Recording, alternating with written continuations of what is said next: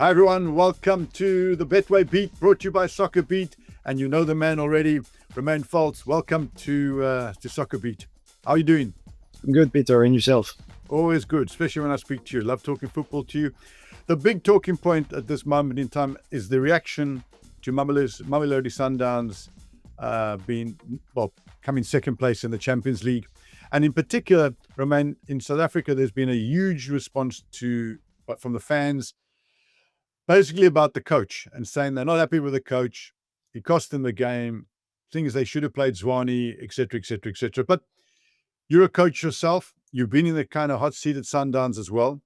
What's your reaction? We spoke about the first game. What's your initial reaction to the second game, the second leg? My initial reaction to the game is that it was pretty much what you can expect from that game, at least looking at the first game and looking at what happened in the first game. I believe if you try to anticipate and think ahead and predict what's going to happen in the second game, that's what you get in terms of content. Unless one of the two teams come with a different approach and comes with a plan that is way different than what they did in the first place, which was not the case in my opinion. I think Pyramids played the same game with minor tricks here and there. And Sundowns, we talked about that after the first game, that there was maybe a lack of creativity, also to be a little bit more ambitious in the play and things like that. But in and out, to sum it up, it was the game that you could expect, in my opinion. So, a question. I can understand Pyramids not doing anything really different for two reasons. One, they're playing at home. And two, I think they already understood Sundowns' weaknesses and thought at home they would be able to amplify those weaknesses anyway. So I don't think there was much that they had to do. They were at the advantage. They just had to make certain that Sundowns didn't score, knowing that they've got a good chance of scoring. I believe, though, Sundowns had to do something different. Sundowns coming away from home had to be able to say, we've got to spring a few surprises on Pyramids, because, as you know, if you mix it up a bit, you bring in something unorthodox, or you change the system around, suddenly Pyramids have now got to start thinking on their feet, because they're now going to be presented with something completely different to what they expect. Mothiba on the bench could have been that, but I don't think that would have been too different, because if you've got a big tall guy who's going to hit crosses in, I think you to a certain extent playing more into Pyramids' hands than not, because they're very good defensively and in the air. So I didn't see anything different. So the question is, did the coach then get it wrong? Was he not brave enough? I know you're a coach, and your coaches have a club that you don't criticize each other. But you're speaking to the Sundowns fans here. I know you've got them at heart. You've been on that bench for them. Shouldn't he have come up with a different? Why didn't he come up with something different? Because he clearly didn't. Okay, what you're saying is right, Peter. You could have expected something different. And when I say that's the game you can expect, it's on a global point of view. It's not what I would expect, but looking at the first game, that's what you would expect generally, because that's what the two teams produced in the first leg. So that's the common sense to think you're going to get the same. But if you go ahead a little bit and you have that kind of thinking that you just described, yes, you're absolutely right. Sundowns, starting the game, Sundowns was losing already. Okay, Pyramids already scored the away goal. So you had to come up with something different. And again, I said that the first time we spoke after the first leg. It's my perspective only. I'm not there in between the games. I don't know what's happening at training in the dressing room. There's a lot of factors that we don't know. But looking at my perspective only, there's many ways you can influence a game. Okay, it can be the formation, can be the personnel, can be the different animations you're using. So there's many ways you can influence a game. From my perspective, I believe the addition of someone in the midfield area with a little bit more of a creative touch would have been nice. I can see what Sundowns tried to do off the ball.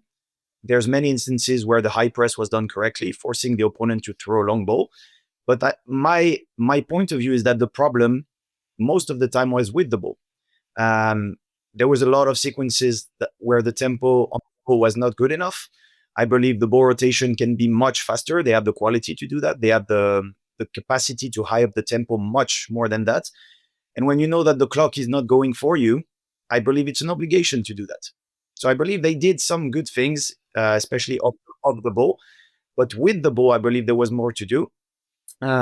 There's also something that, funny enough, I mentioned that when I was there, that sometimes the run that you're making offensively, attacking the space, I'm taking Iqraam's, for example, Rayners' example, he's making those runs, but sometimes the ball is not meant to be played to him, but to the second run, someone coming in behind him.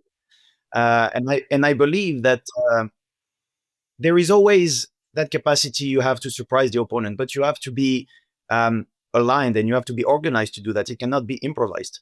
So my opinion is that maybe the addition of a more creative person in the midfield would have been, in my opinion, necessary. Plus, on the offensive animation, more tempo was definitely needed and a little bit more creativity. There's many ways you can be creative, but I believe based on the first game, there's definitely 3-4 points you could have targeted to say, okay, let's put the finger on 1, 2, 3, and let's force on that and try to focus our attacks on that. And possibly the outcome would have been different. We'll never know, but possibly the outcome would have been different. Before we carry on further, Sundowns fans, please press the subscribe button. The more subscribers we get, the more I can get Romain Folz on shows with us. Romain, let's look at a point you make. Now, Rayners makes forward runs. Him and Shalulile both make forward runs. Surely you start off with the two of them because they're going to stretch the Pyramids defense. With you got two of them making forward runs, dummy runs, and so on and so forth. Shalulile can run forever. So, this thing about bringing him always on in the last 20 minutes, but he took off the man who scores a goal. So to me, it was like almost defeating. I've played striker. I know once, even if you're having a bad game, and you've dealt with strikers all the time, everybody, each position has a different breed.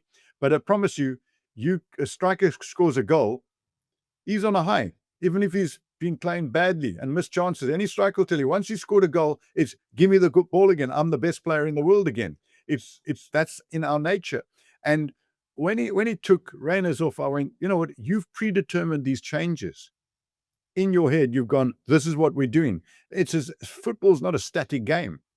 It's an in the now game. Once Rayners had scored, Rayners still, even if you're tired as a striker, once you scored, you're back to 10 out of 10 in fitness level. So don't you think he should have kept Rayners on who scored a goal and brought Shalulile on to give that extra, the two of them with the extra power together? Yet he brought on Mothiba, who is more static. And first of all, he's been injured half his life. So what's your take on that? My take on that is that you're putting the finger on something that is very important to me in my football philosophy. For me, more than being a game of position, football is a game of profiles, for me. When you say that, then you need to have the correct profiles, one, to make your team gel together, to have the correct profiles to interact with one another. And then you have to have the correct profiles on the pitch based on the opposition you're facing. Then you can get fully effective. With that in mind, I will join you in the thinking that you need multiple runs, but I would not go immediately saying you need two strikers. I give you a random example. If I have Rayners making a run, stretching the left center back, going a little bit wider, I can easily have a Tashreeq Matthews making a run towards the right center back and isolating him 1v1 situation. I can have those doing that, and they have the speed to do that, and they have the intelligence to do that. So it's more a question of the animation, but I also join you in the sense that Peter can also do that. So it all depends how you animate your offensive sequences. With that being said, to me, there's also an element to consider on what you're saying about Iqraam, who was doing well and just scored a goal. Would I have taken him off? No. Because I also believe he was having a good game, just like I believe he had a good game in the first. There's also a point that sometimes we forget. He was doing a very hard job without the ball, because on the high press, he was covering very, very large distances by himself. And that's something that, again, if it was me, I would have been maybe a little bit more flexible on the press, involving also my wingers, even if it's just one side, to force them to sometimes close from outside to inside, to put also the center backs on their weaker foot, and maybe to damage a little bit their distribution. And also it would have relieved him a little bit on that off the ball duty and maybe save a little bit of energy for offensive runs. So there's a lot of elements that you can add into the mix. But to answer your question short, I think he could have been needed in the last minutes of the game. I don't blame the coach for bringing Mothiba, because he probably had an idea that he wanted to experiment, and I respect that. When the choice is made, there's always a thinking and a reasoning behind that. But when it comes to my perspective, I think you needed a little bit more link in the play, someone to make that link between midfield and attack, and throwing the ball into the box. If you're looking to do that, then a Mothiba can be useful. But I think there was enough space and enough quality in the Sundowns leg, even in the second half. I don't think they were that tired to still combine and still find the gaps playing, not just throwing the ball. So in that regard, maybe a player like that would have been needed. But again, I respect the coach choice. If it would have worked, everyone would have said what a great choice. But that's a choice he made, and unfortunately on that occasion it didn't work. Romain, I appreciate your politeness towards a fellow coach, but to me it's very simple. Things work, they don't work. And what we have to look at is almost like a quantitative analysis point of view.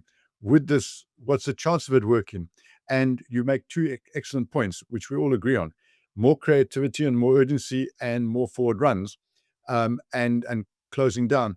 Just to go back to the Peter Shalulile, I think if Shalulile started, he would have, the closing down and high press would have been better, and Matthews coming on would have given even goal scoring opportunities when he came on fresh and done the same job.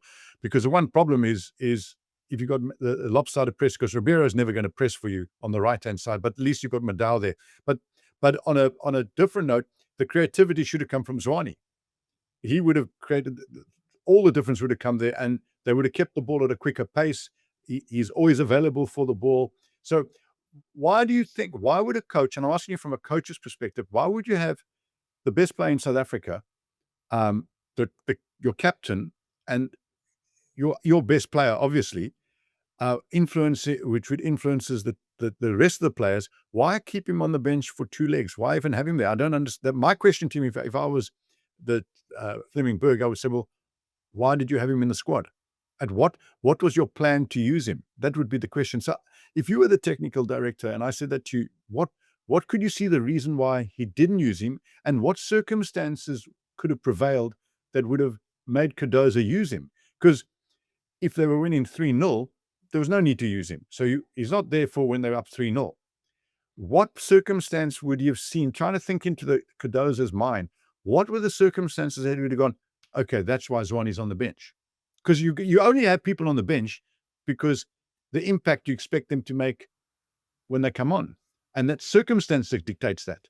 When it comes to the reasons on why he didn't start or enter, I'm not into the coach's head, I don't know what are his reasons. But if I have to think about what might be his reasons, I would say that maybe he wanted to solidify the midfield area with having three proper midfielders.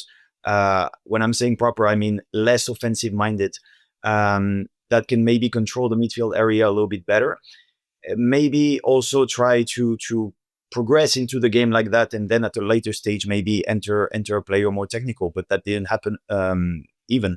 But if you want my perspective on that, Peter, on the midfield three, if you're playing like that, I believe, again, it's a game of profiles. When I look at my midfield three, I want three different profiles. I want a defensive midfielder, I want a transitional midfielder, and I want someone who can make the link towards the attack, which is not the same that the transitional midfielder. Transitional midfielder can be box to box. My other player needs to have that creative touch. And then it's the responsibility of your animation and how you animate your team to make sure that gels together and everyone has a role on and off the ball. So for me, the midfield that was playing in that game was not balanced, in my humble opinion. It was a little bit too defensive to my liking. Even though I can understand the I would say, the desire and the intention to control the midfield, knowing that you were 1 goal down when the game starts, you're already losing when the game starts, knowing the quality that you have in your team, because let me be frankly honest with you. It's a very good team, very very good players. The players you have on the bench are very good. You can make 3 teams with the level that almost don't drop. So my perspective is that with so much quality, it's only natural that you're ambitious. And I said that in the first chat we had after the first game. It's also the nature of the club, and I think we should not forget that. It's a club that is designed to impose to any opposition. With all the respect I have for Pyramids, it's a very good club. It's a very good team. They have very good players. But I believe there's still room for Sundowns to impose what they want to do, even if it's away. They can still do that. So that's my perspective on that. And I feel also that on many occasions, on many instances, especially in the first half, you felt that when the ball was in a medium build-up on the back line and they were touching the midfield area, you were lacking that element of creativity going forward. You were lacking that. And it's a problem because, one, it limits you offensively, and two, you're at the mercy of losing the ball in that area, and it opens a transition that now you have to deal with. So for me, that's my take on your question. A question I want to ask you, Romain, is introduction to Saleh's. I mean, they're not exactly the same type of players, Saleh and Zwane, but they were playing a kind of, I feel that Zwane would have been a better option. Saleh doesn't come in as a striker or as a midfielder, and he's got his abilities, but I feel that should have been the substitution. That should have been Zwane, not Saleh's. What's your thinking about? Why do you think the thinking? I'm not talking about generally in this particular game. What is he expecting from Saleh's that he couldn't get from Zwane? Or what do you think the reason was for Saleh's coming on? If I had to guess, I would say it's probably was looking at more direct impact offensively in the box from Saleh's. Maybe dropping a little bit more and being more effective in the box, maybe on second balls and things like that. But I also hear your point that on that element of link going forward, Zwane gives you something different, because Zwane has the capacity to take control of the ball and to dictate the pace of the play, which is an ability that is very rare to find in any player. So as much as you said, Saleh is a good player, and the coach probably had a vision towards him entering, as I said, probably bringing a little bit more number in the box. But maybe also by doing that, you're bringing a little bit less quality into the distribution, because to bring the ball in the box, you first need to have that distribution coming. So I also hear you in a sense that it's very, very possible that the addition of Themba could have been helpful for the team. Yeah. Then last 2 questions. One, it looks like the team Sundowns didn't learn from keeping crosses out. I mean, the goal came from Mothiba losing the battle on the halfway line, not Mothiba losing the battle on the halfway line, and then basically on the right wing when the cross came in, which is a poor cross. And forget about Kukani is not defending it properly, but crosses seems to be a problem that the coach didn't learn from. I mean, they played with a decent winger. I forget his name now. It caused a lot of trouble for Mothiba in the first half. You said it first earlier in our chat. One of the points that Pyramids was targeting was clearly the crosses. They were looking to deliver crosses. It was part of their plan. So knowing that, there's 2 ways to look at it. You either do what you can to deny it at the source, so the pass going into the crosser or the cross itself, or you make sure that you deal with it properly so you can have a transition coming for you afterwards by them committing numbers in the box, and you can exploit that. But the problem with that is that the crosses were not defended properly. So whether it's the positioning in the box defensively or the clearances. For me, a clearance is, I know it's going to sound obvious, but a clearance should clear. It should clear the ball as far as possible. So it was not the case, and it was not just on the goal. Mistake happen. If there's no mistakes in football game, there's no goal. But it happened on multiple occasions.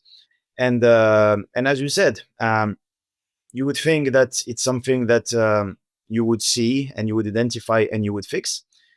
Pyramids had very good crossers. Sometimes the quality was not there, but the intent was always there. So it was putting trouble. So my perspective on that, I believe they identified one weakness and they're really forced on this.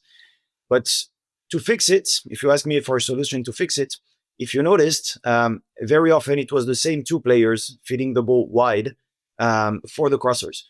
So for me, it would have been lock those players centrally so their distribution doesn't go wide. I prefer for them to play centrally because they only have one striker.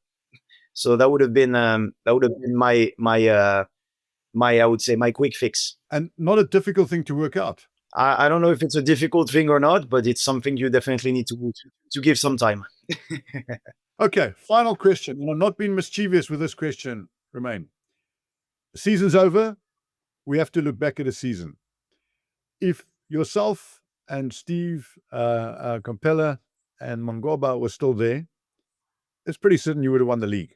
Sundowns, the current coach maybe say that's no guarantee, but looking at the last 7 seasons, it's a pretty good chance that the three of you would have won the league again.